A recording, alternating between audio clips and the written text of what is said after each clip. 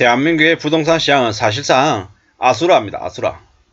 아수라장, 지옥이다라고 보면 맞겠습니다. 지금 서울이나 강남, 주요 지역의 고가 아파트를 분양받은 사람들이 앞으로 겪게 될 일 뭐겠습니까? 잔금 대출이 안 나오는 거. 입주하고 싶어도 입주를 못하는 일들이 벌어진다라고 하죠. 왜겠습니까? 금융권들이 더 이상 대출을 내주지 않는다라는 겁니다. 그러면 자기가 대출 받아가지고 잔금 치르고 입주 못하고 전세자를 구해서 입주해야 되는데 전세자를 구하는 게 쉽겠습니까? 어렵죠. 옛날엔 공식이 뭐였냐면 예를 들어 3억짜리 집을 분양을 받아요. 3천만원 자기 돈 집어넣고 중도금 절반 정도에 대한 금액은 건설사에서 무이자로 해주고 자기 돈 안 들어가는 거죠. 그리고 잔금 치를 때쯤 되면 집값이 올라가지고 매매가가 뭐 한 5억이래요.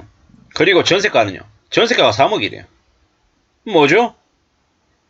3억에 분양받았잖아요. 자기가 집어넣어야 될 돈이 3억인데 전세입자 받으면 해결되는 거예요. 그리고 집값도 5억 올랐대요. 한 2억 번 거죠. 이런 개꿀이 없었던 거죠. 근데 지금은요. 분양가격이 너무 높죠. 분양가격이 뭐 10억이다. 뭐 12억이다 이래요. 전세는요. 나중에 중간중간에 뭐라 그럽니까? 중도금 무이자였던 거, 무이자 아니래. 내놔. 이자 내놔. 뒤통수 맞습니다. 나중에 잔금 치를 때쯤 돼서 전세입자 안 구해집니다. 전세입자 뭐 전세를 12억, 뭐 10억에 낼 수 있습니까? 지금처럼 강남에 뭐 개포동 이런 쪽에 입주 물량이 몰리니까 전세 가격이 말도 안 되게 내려갑니다. 6억이니 8억이니 7억이니.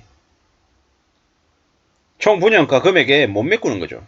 잔금 못 치르는 거죠. 이게 현실입니다. 어떡하지? 답이 있습니까? 답 없죠. 속수무책으로 무너지고 소송하고 쌩 날립니다. 이러는 법 없다고 얘기하고. 잠실의 모 아파트 이주금을 이제 재건축한다고 이주비를 빌려줬단 말이에요. 무이자라고 했어요. 시간이 지났더니 뭐랍니까? 상황이 바뀌었다고 이자 내래요. 한 방에 내래요. 이제 깜짝깜짝 놀라는 거죠. 미치는 거죠. 이런 일들이 계속 벌어지더라는 겁니다. 집값도 집값이지만 전세금이 대폭 내려가니까 어떻게 됩니까? 집주인이 세입자한테 전세금 돌려줘야 되는데 돌려주는 게 쉽습니까? 어렵죠. 뭐 세입자들 집주인한테 소송하고 그나마 여력이 되는 사람들은 집주인들이 세입자에게 어떻게 합니까? 내려간 전세금액만큼을 뭐 다른 식으로 뭐 이자를 쳐가지고 세입자한테 주는 말도 안 되는 일이 황당한 일들이 벌어지죠. 어떻게 됩니까? 그러면 전세금 계속 내려가고요. 시간이 지나면 시간차를 두고 매매가격도 같이 내려가는 거죠. 게다가 지금처럼 미분양 물량 속출하면 뭐 물량이 쌓이면 할인 분양할 거고요. 할인 분양하고 나면 또 사람들이 그래 그러면 살까 하고 몰려드냐? 아니죠.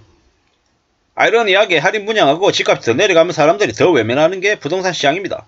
앞으로는요. 뭐 저기 전세 사기범들 대거 이제 입건돼서 이제 구속되고 처벌을 받는 거죠. 왜? 너무 심하니까요. 너무 심각한 일들이 도처에서 벌어졌다라는 겁니다. 앞으로 집값이 더 하락할 가능성이 크죠. 게다가 금융권들은 대출을 이제 줄입니다. 중단합니다. 가상금리 먹입니다. 서서히 사람들이 이게 뭐지? 뭔가 잘못된 것 같은데? 내가 생각한 시나리오하고 다르게 움직이는데? 이런 생각들을 서서히 하게 됩니다. 게다가 지금 현재 한국은요. 경제 성장률이 1%, 1.4%라고 한국은행이 얘기하는데 1.4%는 그냥 상저하저가 돼서 2023년 경제 성장률 0%대 찍을 수 있습니다. 24년은요. 24년은 마이너스라고 얘기하죠. 국제무역수지 적자 14개월째입니다. 단 한 번도 이런 적이 없습니다. 한국과 미국의 기준금리 격차도 1.75%인데 지금 6월달에 미국이 기준금리 올리면 어떻게 됩니까? 2.0의 금리 격차가 벌어집니다. 괜찮다라고 얘기하는데 괜찮습니까? 안 괜찮죠? 미국이 6월달에도 올리고 또 한 번 더 올리고 하면 한국은요. 한국과 미국의 금리 격차가 2%, 2.25%, 나중에 2.5% 되면 어떻게 되겠습니까? 전세계에 있는 돈 가진 사람들이 짱구입니까? 바보입니까? 금리를 한국에 두는 것보다 미국에 두면 2.5% 더 쳐주면 2% 이상 더 쳐주면 미국에 돈을 두지 왜 한국에 둡니까? 사실상 한국의 경제가 파탄으로 간다라고 보면 거의 맞는 겁니다. 2023년 9월달 자영업자 대출 원금하고 이자 납부 유예하는 거 끝나는 시기죠. 윤석열이 또 늘리려나요? 뭐 어떻게 되려고 저러는 걸까요? 부동산 시장에 연착륙이 되겠습니까? 경착륙입니다. 경착륙. 그리고 저렇게 전세 가격이 내려가면 시간 간격을 두고 매매 가격도 같이 내려갑니다. 분양 물량, 미분양 물량 늘어납니다. 입주 물량 늘어나도 사람들이 새 아파트에 입주할 여력이 안 돼서 엄두를 못 내서 못 들어갑니다. 관심 못 가집니다. 점점 사는 게 빡세지고 힘들어집니다.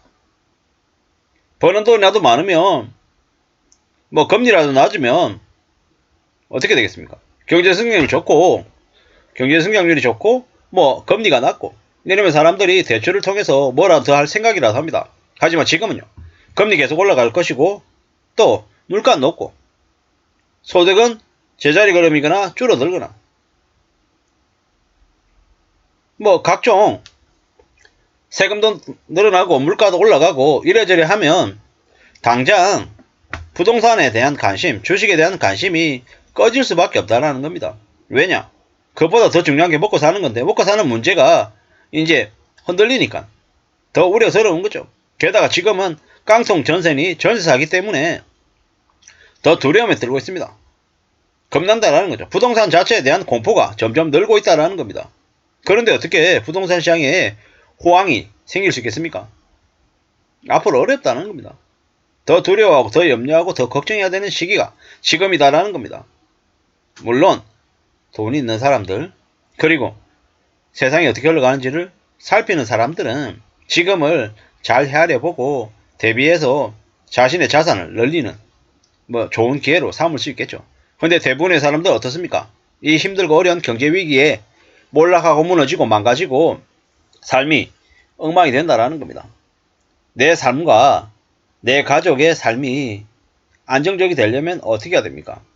돌다리를 두드리는 심정으로 보수적으로 항상 겁내고 또 겁내면서 염려하면서 살아야 됩니다.